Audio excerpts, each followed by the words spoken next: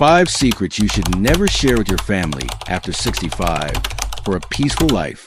Hello, my dear friends. Welcome back to our channel, where we share heartfelt advice on living a healthy, joyful, and fulfilling life in our golden years. I'm so glad you're here today because we're diving into a topic that's close to my heart and, I believe, incredibly important for anyone over 65. Today, we're talking about 5 secrets you should never share with your family after 65 for a peaceful life. Now, before you raise an eyebrow and think, secrets from my family? Hear me out. This isn't about deceit or hiding who you are. It's about protecting your peace, preserving your independence, and fostering harmony in your relationships as you navigate this beautiful chapter of life. After 65, you've earned the right to live with less stress, fewer misunderstandings, and more joy. Sometimes that means being selective about what you share, even with those you love most. I've spent years talking to friends, family, and experts about aging gracefully, and I've seen firsthand how certain conversations can unintentionally stir up tension or worry. So, today, I'm going to share 5 things you might want to keep to yourself, not out of mistrust, but out of wisdom. Think of this as a heart-to-heart chat with a trusted friend who's been there. I'll also sprinkle in some real-life examples to show you why these secrets matter and how they can help you live a more peaceful life. Ready?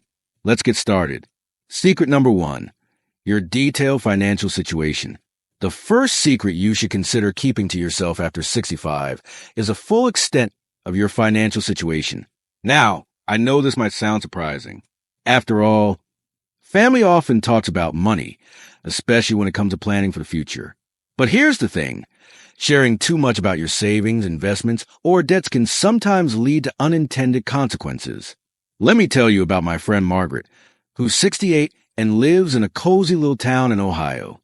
A few years ago, Margaret decided to be completely transparent with her grown children about her finances. She told them exactly how much she had in her retirement account, her monthly expenses, and even her plans for her estate. Her intention was pure. She wanted her kids to feel secure, knowing she was okay. But instead, things got complicated. One of her sons started suggesting she invest in risky ventures he was excited about. Her daughter began worrying excessively about whether Margaret had enough and kept pushing her to downsize her home. What started as an open conversation turned into a source of stress for everyone. Here's why this matters. When you share too many financial details, it can invite unsolicited advice, pressure, or even judgment. Your kids might mean well, but they may not fully understand your financial goals or the choices you've made. Plus, money is an emotional topic, and it can stir up all kinds of feelings, worry, envy, or even entitlement in rare cases. What to do instead? Share only what's necessary. For example, let your family know you plan for your future and have a will or trust in place. If you want to involve them, you can share general plans like, I've set aside funds for my care and my lawyer has all the details. But keep the specifics, your account balances, your monthly budget, or any debts, between you and your financial advisor. This protects your autonomy and keeps family dynamics free of financial tension. By holding the secret close, you're not shutting your family out. You're preserving your peace and keeping money matters where they belong, in the hands of professionals and yourself. Secret number 2, regrets or mistakes from your past. The second secret to keep is any deep regrets or mistakes from your past that don't serve a purpose in sharing. After 65, many of us reflect on our lives, and it's natural to think about the roads not taken or the mistakes we made. But sharing these with your family, especially your children or grandchildren, can sometimes do more harm than good. Let me share a story about my neighbor, Tom, who's 70 and one of the wisest people I know. A few years back, Tom was having a heart-to-heart with his daughter during a holiday visit. In a moment of vulnerability, he shared regret he'd carried for decades about a business venture he passed up in his 30s that could have made him wealthy. He thought it would be a teachable moment, but instead, his daughter became fixated on it. She started asking questions like, "Why didn't you take the risk, Dad? And do you think we'd be better off now if you had?" It left Tom feeling judged and his daughter feeling confused about a past she couldn't change. Here's the truth. Your family loves you for who you are now, not for the what-ifs of your past. Sharing regrets can burden them with emotions they don't know how to process. They might feel sorry for you, worry about you, or even feel guilty for things that aren't their fault. Plus, your regrets might not carry the same weight for them. They're living in a different time, with different values. What to do instead? Focus on sharing the lessons you've learned rather than the regrets themselves. For example, instead of saying, "I wish I'd taken that job in Chicago," you could say, "I learned that sometimes you have to take a leap of faith to grow." This way, you're passing on wisdom without stirring up unnecessary emotions. Keep those private reflections for your journal, a close friend, or a therapist who can help you process them. By keeping this secret, you're protecting your family from carrying your burdens and preserving the joy of your relationships in the present. Secret number 4, your opinions on family conflicts. The fourth secret to hold close is your unfiltered opinions on family conflicts or disputes. After 65, you've likely seen your fair share of family drama. Siblings arguing, in-laws clashing, or cousins not speaking. While it's tempting to weigh in, especially when you're seen as the wise elder, sharing your full thoughts can sometimes backfire. Take my friend Susan, for example. At 67, she was the matriarch of a big family in Texas. When her 2 sons got into a heated argument over a business deal, Susan felt compelled to share her opinion with both of them. She told one son he was being too stubborn, and the other that he needed to stand up for himself. Instead of resolving the conflict, her comments made things worse. Both sons felt judged, and they stopped confiding in her for a while. Susan was heartbroken. She'd only wanted to help.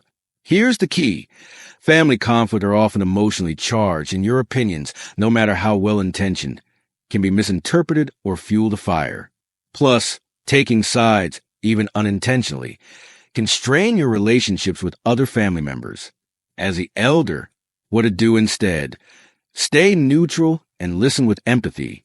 If asked for advice, offer general wisdom like, "I've found that listening and trying to understand each other's perspectives can go a long way." Encourage them to work out together, and keep your specific opinions private. If you need to vent, confide in a friend or journal about it. By keeping your thoughts on family conflicts to yourself, you preserve your role as a unifying figure and avoid getting caught in the crossfire. Secret number 5, your deepest fears about aging. The fifth and final secret is your deepest fears about aging, whether it's losing your independence, running out of money, or facing serious illness. These fears are natural, especially after 65, but sharing them openly with your family can create more worry than comfort. I remember talking to my friend Robert, who's 72 and lives in a vibrant retirement community in Florida. During a family visit, he shared his fear of becoming a burden to his kids as he aged. He thought it would open an honest conversation, but instead, his kids became overly cautious. They started checking in constantly, asking if he needed help with groceries or doctor's visits. Robert felt smothered and wished he'd kept his fears to himself. Here's why this matters. Your family wants to see you as strong and capable, even as you age. Sharing your deepest fears can make them feel anxious or obligated to fix things, which can strain your relationships. It can also shift the dynamic, making them see you as vulnerable rather than wise. What to do instead? Process these fears with a trusted friend, a counselor, or through journaling. If you want to talk to your family about aging, focus on your plans and positivity, like, "I'm making sure I have support in place, so I can keep living the way I love." This reassures them without inviting worry. By keeping your fears private, you protect your family's peace of mind and maintain the strength and wisdom they admire in you. Well, my friends, there you have it. 5 secrets you should never share with your family after 65 for a peaceful life. To recap, keep your detailed financial situation private. Hold back on sharing past regrets. Be selective about health concerns. Stay neutral in family conflicts, and process your deepest fears about aging with someone outside the family. These aren't about hiding who you are. They're about protecting your peace, preserving your independence, and fostering harmony in your relationships. Aging is a beautiful journey, and you've earned the right to live with joy, wisdom, and tranquility. By being mindful about what you share, you're not just protecting yourself. You're creating space for love, laughter, and connection with your family. As the great philosopher Maya Angelou once said, people will forget what you said, people will forget what you did, but people will never forget how you made them feel. Let's make our families feel loved, secure, and inspired. I'd love to hear your thoughts on this topic. Drop a comment below and let me know, what's one thing you've learned about keeping the peace with family as you've aged?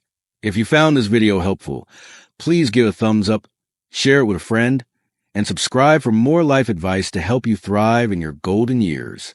Until next time, keep living with wisdom, grace, and joy. See you soon.